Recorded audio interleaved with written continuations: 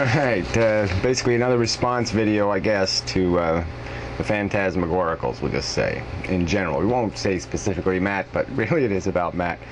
So I'll title this video something like, What Would Darwin Say? Because Matt has made the accusation that I'm more Darwin than Darwin. You know, that I'm basically the Catholic Church and I'm perverting Darwin like they perverted Jesus Christ and blah, blah, blah. And yeah, so I just counter that with the simple premise: if you know anything about Charles Darwin, just imagine if he existed today, what kind of discipline he would apply to his opinions in science. I mean, the man took 10 years to write his book. 10 fucking years, all right, to chronicle all the evidence, you know, meticulous detail. The guy was detail-oriented.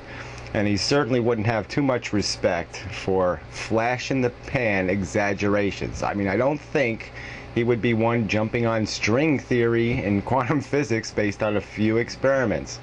And I don't think because some water fleas can inherit spikes, you know, like a chameleon. You know, this is one of the examples Matt gave in his text, and I just thought it was kind of ludicrous. But anyway, because who knows, it could be all kinds of effects that create this. But anyway, this little water flea swims around, and if there's a lot of predation going around, threats, it grows little spikes.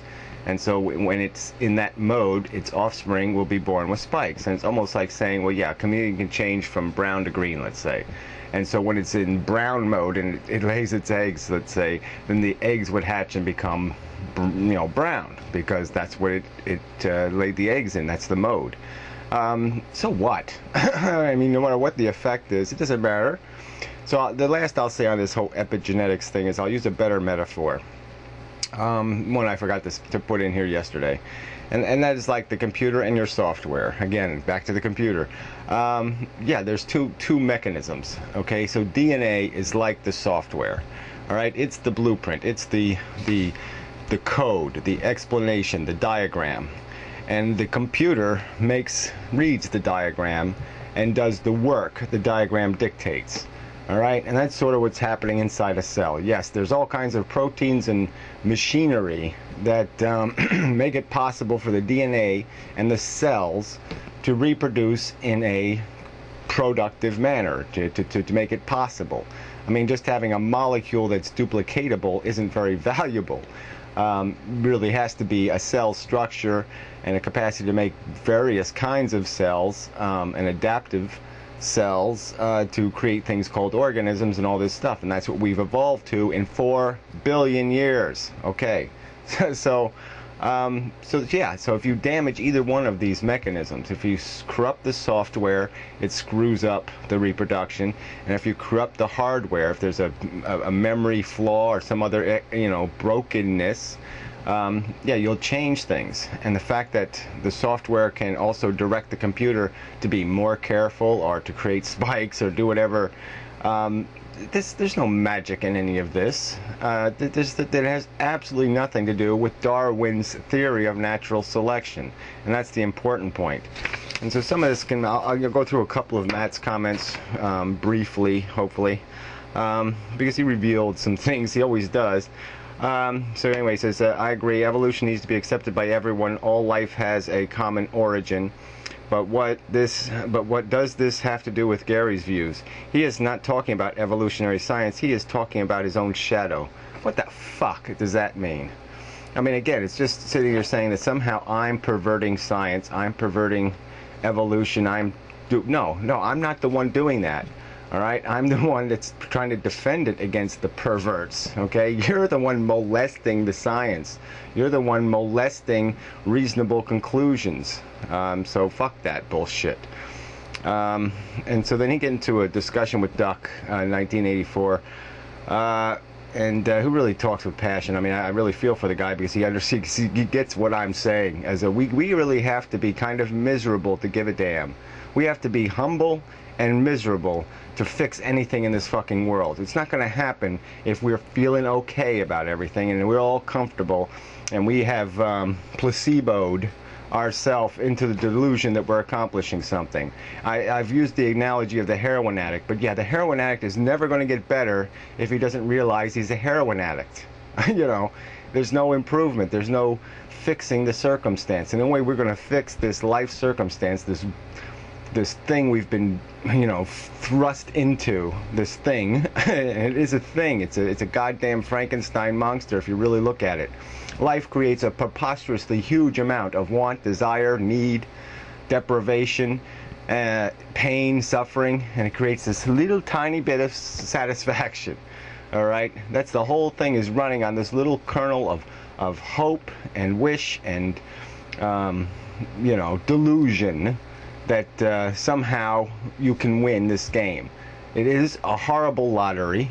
You know, all these animals are in it thinking they're gonna get the picket fence and the wonderful life, and no, what they're gonna get is, you know, chomped to pieces by the Tyrannosaurus. That's the odds in most circumstances. Life is a miserable business, and to make it anything better, anything more than that, we really have to have incentive. We really have to be motivated, a little bit passionate, and not passionate like a Zach who's got plenty of disaffection and dissatisfaction, but it's completely misdirected. Because in his last comment, he basically said to me, yeah, I'm not trying to stop the train from crashing. I'm not trying to make the train crash better. I'm not trying to get off the train. I'm trying to make the train crash. I mean, like, we need that. We need somebody to help make the train crash. The train is going to crash. We don't need anybody helping it crash.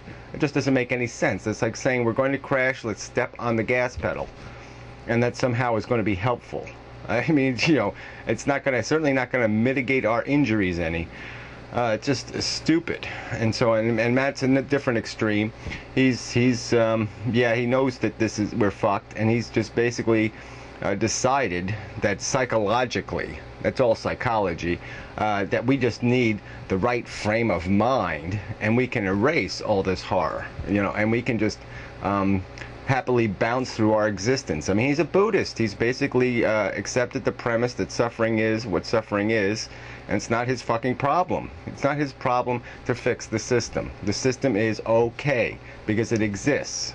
You know, doesn't have to do anything more. It just has to exist, and he's going to validate it because, well, it must be okay because it exists.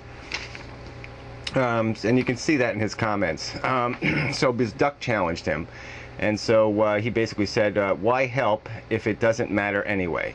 So he just assumes that anytime you believe in natural selection as part of evolution, and that there isn't some divine purpose or some sort of universal purpose or some sort of universal consciousness or any of that other crap he contrived, his pseudo god that made the universe make sense somehow, he assumes the only alternative philosophy is nihilism.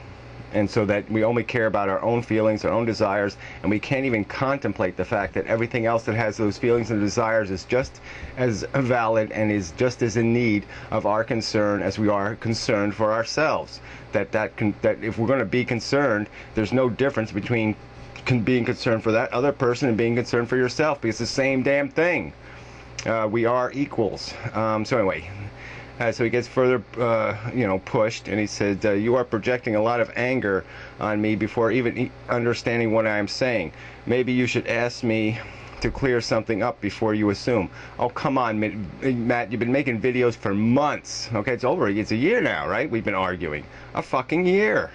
So, you know, we know what you're talking about. As much as you have veiled it in bullshit language, we get it.